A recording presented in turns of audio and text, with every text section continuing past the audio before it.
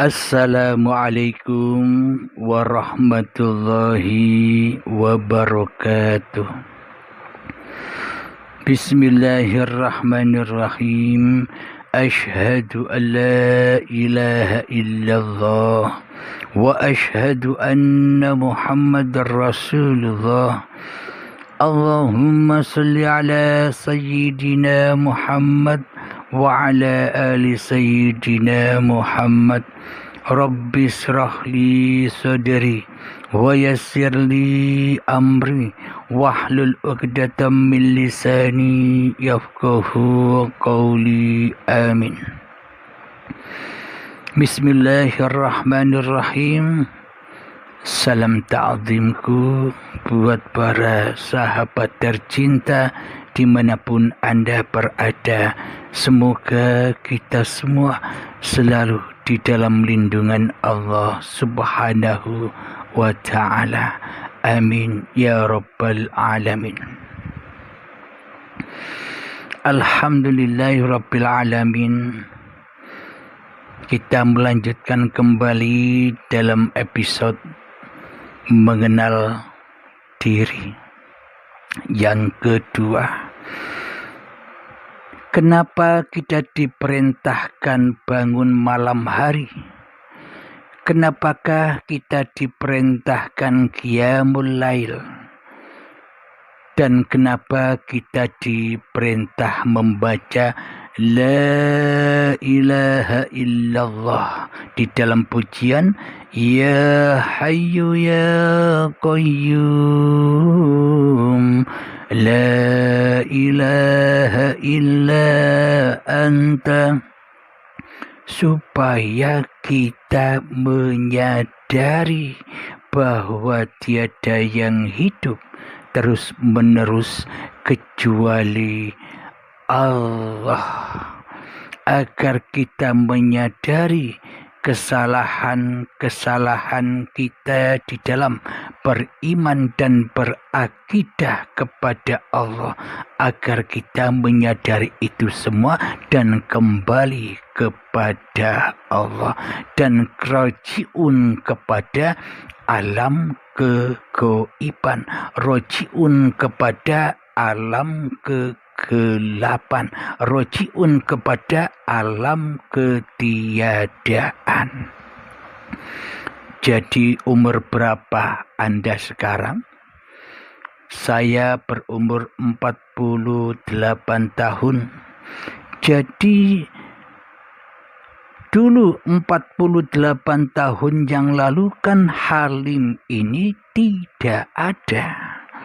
Kan Halim ini tidak wujud. Kan Halim ini tidak hidup. Kan Halim ini tidak kuasa menguasai diri Halimnya seperti selama ini, sejak akil baligh tiba hingga setua ini. Nah, jadi mengenal diri, kembali kepada jati diri itu maknanya kembali ke asalnya. Asalnya tidak ada, kembali kepada ketiadaan.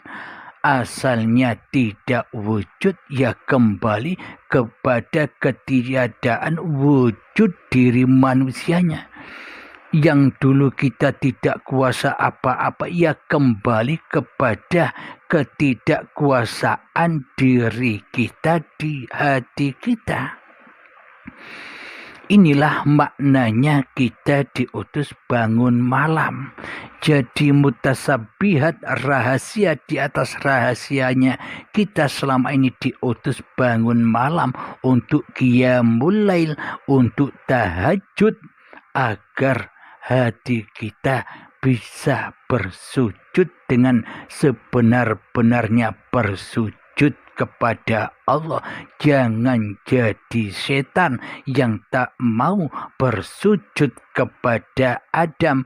Jangan jadi setan yang tak mau bersujud kembali kepada keadaan. perdamanya.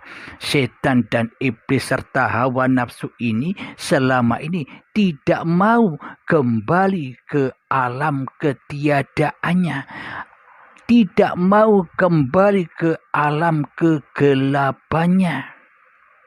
Karena di hati kita selama ini yang terang benderang nurun nas, nur cahaya kemanusiaannya lah yang menerangi hati kita selama ini.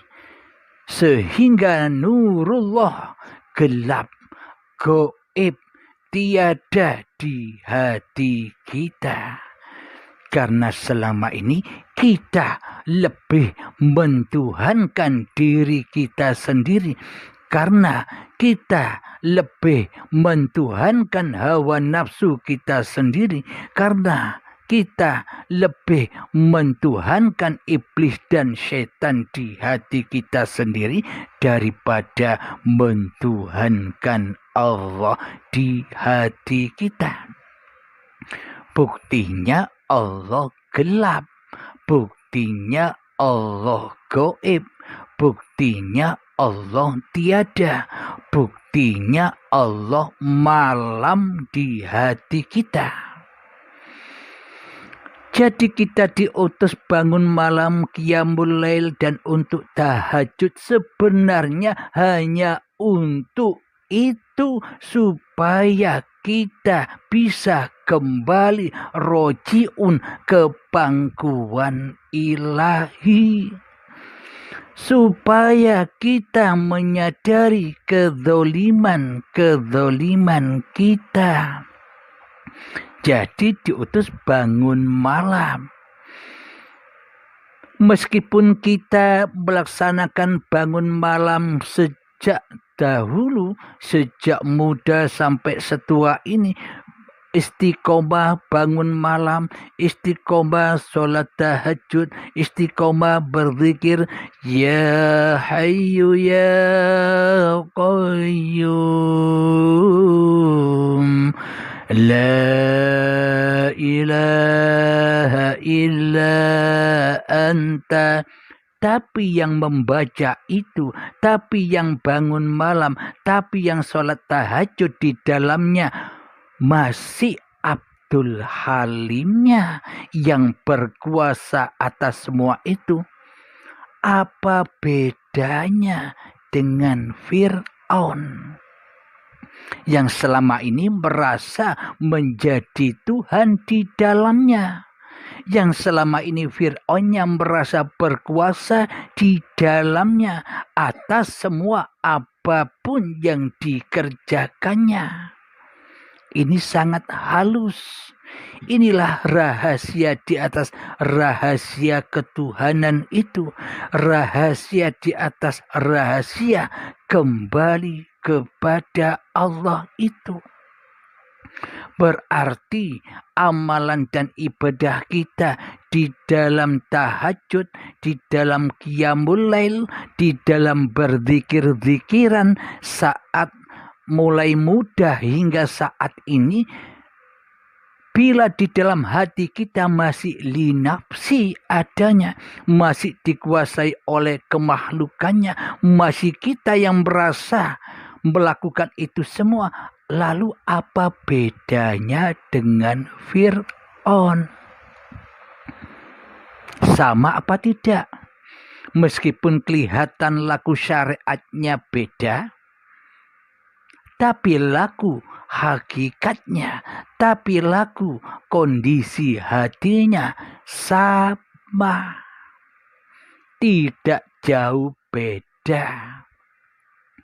Kelihatannya Halim melakukan ketaatan kepada Allah, kelihatannya Fir'aun melakukan kemaksiatan di sisi Allah. Secara syariat, secara ragawinya bisa dilihat dengan mata, akan tetapi hakikatnya kan sama. Antara Abdul Halim dan Fir'aun itu sama. Jadi Fir'aun yang di luar sana itu, jadi Fir'aun yang di Mesir itu hanyalah sebuah lambang hati kita selama ini. Jadi ada Fir'aun yang di luar diri dan juga ada Fir'aun yang ada di dalam diri. Siapa dia? Yakni hawa nafsu kita sendiri. Yakni Abdul Halim inilah yang berkedudukan sebagai Fir'aun yang selama ini ngaku-ngaku sebagai sang pencipta. Jadi Abdul Halim inilah Fir'aun yang mengaku-ngaku jadi Tuhan, jadi Raja di dalam hati kita sendiri selama ini.